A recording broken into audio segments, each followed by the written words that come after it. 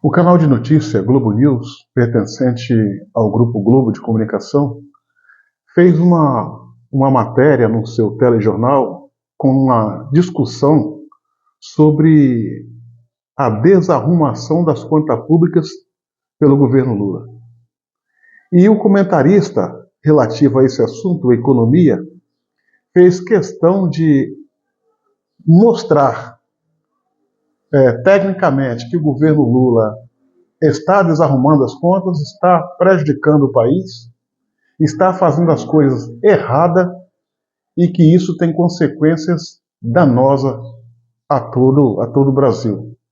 Ao mesmo tempo, em um paralelo, ele faz elogios rasgados à administração Bolsonaro. Porém, tem um detalhe. Assista o vídeo, depois eu te falo que detalhe é esse. Assista. Pois é, Sadi, se a gente compara o atual governo com o governo anterior do presidente Lula, no governo anterior ele fez exatamente isso que você está sugerindo. Quer dizer, ele começou organizando as contas públicas. Ao organizar as contas públicas naquele mandato, o dólar desabou.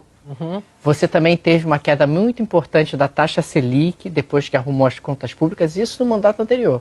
E aí, mais perto da eleição, você tinha fôlego para lançar o PAC, para fazer investimentos, para tentar impulsionar o crescimento econômico, ganhar capital político e acabar tendo ali sucesso do ponto de vista eleitoral. Agora, e aí, claro que o governo vai se defender, dizendo que a contingência é diferente, ok, mas o fato é que o governo não fez no início do mandato o que normalmente se faz, que é arrumar as contas públicas. Quando você não arruma as contas públicas, isso acaba batendo no câmbio, acaba batendo no juro, que é exatamente o que a gente está vendo agora. Quando você pega o preço do diesel, o diesel tem um componente dolarizado, quer dizer, o dólar mais alto faz com que o diesel tenha que ficar mais caro no Brasil.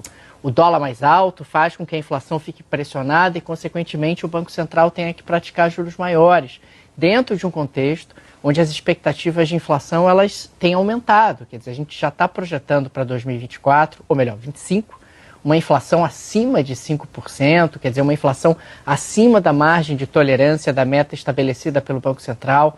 A inflação já é algo que incomoda os brasileiros, particularmente os mais pobres, e tudo isso porque você não fez no início do mandato o que deveria ter sido feito, que é organizar as contas públicas e, consequentemente, abrir espaço para que a economia tivesse um pouco mais organizada. Agora vai ser mais complicado, porque você fazer no meio do caminho um ajuste das contas públicas dentro de um contexto onde a sua credibilidade já está arranhada, onde você não tem ali uma percepção geral de que você está tão comprometido assim com o equilíbrio das contas públicas, vai ser ainda mais difícil. Mas o fato é que a gente está falando de uma economia que dá sinais de desorganização. O governo já poderia ter feito no passado e não fez. E a impressão que fica é que o governo apostava que a coisa ia se resolver. Em algum momento não vai precisar reajustar o diesel porque vai acontecer alguma coisa que vai nos salvar. E não aconteceu. Agora você vai ter que fazer tudo de uma vez. Você pode observar que o comentarista de economia, ele fala de forma a elogiar e exaltar a administração do governo passado, a administração anterior, no tocante a arrumar as contas públicas. Ou seja, para ele, o governo anterior fez a coisa certa. Ele só não fala que o governo anterior chama-se governo Bolsonaro. Ele oculta o nome do presidente. Por quê? É uma coisa muito positiva. O que ele está falando é o óbvio, é fato. Ele conta o fato, mas só nega o nome do autor.